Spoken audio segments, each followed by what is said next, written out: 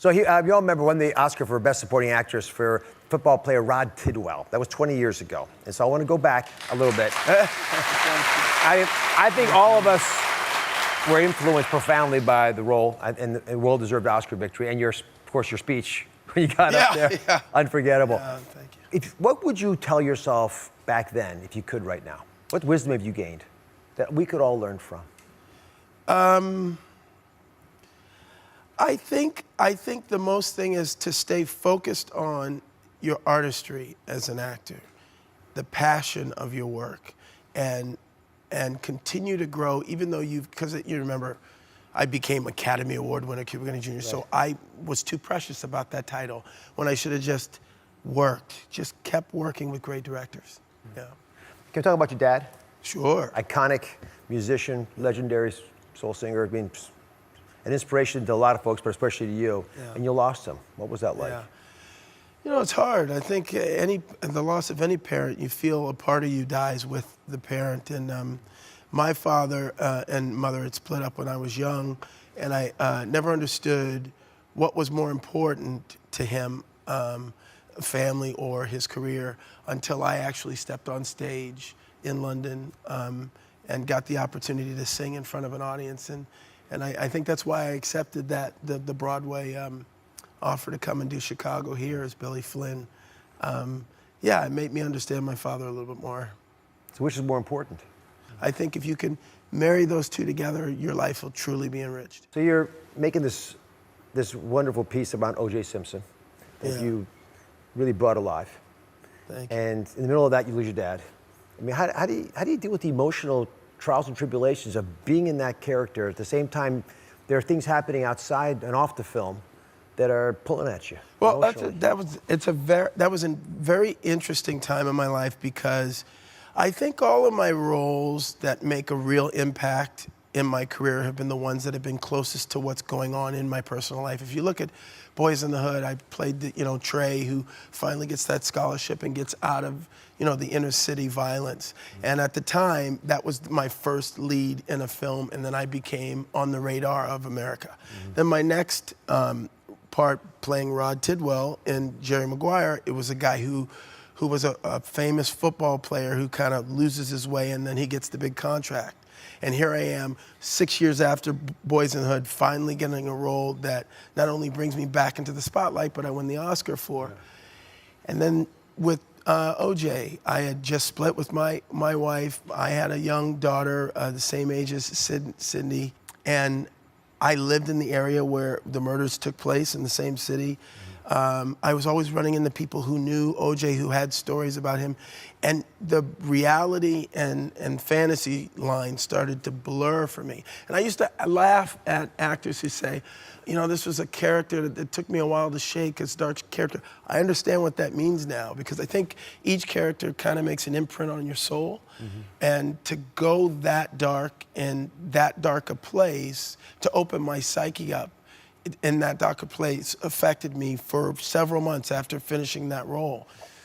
It's pretty dark. But having put yourself in that role, what do you think now about the criminal justice system and African-American men? I mean, how does your perceptions about being charged with a crime change having played that? Oh, I don't know if it changed. I know that there was something broken, especially in that time period, 1992. I was pulled over by police when I was a break dancer with my crew because I looked a certain way in a neighborhood that they felt I wasn't supposed to be in. But yet I was an actor who was making money, and yet I got racially profiled. So, and I get it. There's men and women of our law enforcement that they have a lot of stress. But to see and the walk in those shoes of a character that is exposed to that life without no way to get out, it's very eye-opening. Now, I don't think you've ever spoken to O.J. Is that correct? No. If you could, what would you ask him? What would your question be? Just to get a conversation going. You mean if I asked him what? About anything about life, about just to understand. You know him probably better than almost anybody else. Well, I know that role. Time period more than I thought I ever would, being now stepped in his shoes. But specifically with O.J., I believe when he passes away, if they do an autopsy on his brain, they'll find the CTE, concussion syndrome. I truly believe that because, you know, that coupled with the fact that men like that who show this ability to have, you know, this athletic gift that God gives them, and everybody around you, they literally stop your social development young because they want you to just focus on this athletic ability that you have. Right. They make money off of you, and then they spit you out of the system, and yet you still have a mentality as a child. It's so interesting you say that, because we had OJ's lawyer on the show, and he brought a question to me from OJ. We haven't talked about this much, but OJ wanted to know about chronic traumatic encephalopathy, CTE, this head injury that football players are getting. Wow. So I was sort of caught off guard by him wanting to know more about head trauma, having played football. You know, he rushed for so many yards. Every time he rushed, he got hit and tackled. But you think that might be something that you may have found just playing the role? Oh, 100%. You're not taking all that abuse to your head and not having bruises on your brain. Yeah. It is tragic. It causes lots of other problems as well. But let me turn from that to you personally. Okay. I just noticed your voice a little hoarse. Yeah. And I know that you actually... Yeah! Come on, Dr. Oz. What you gonna do? Don't break it down on me now.